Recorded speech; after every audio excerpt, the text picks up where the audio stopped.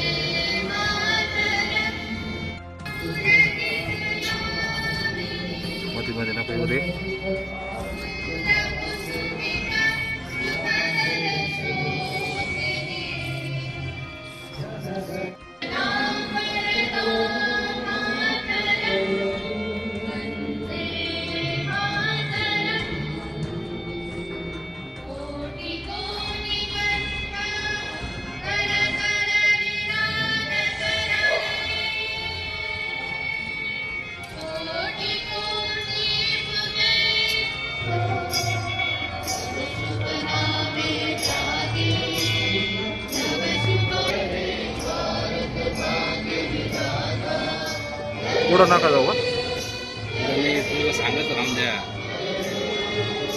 John मध्ये केला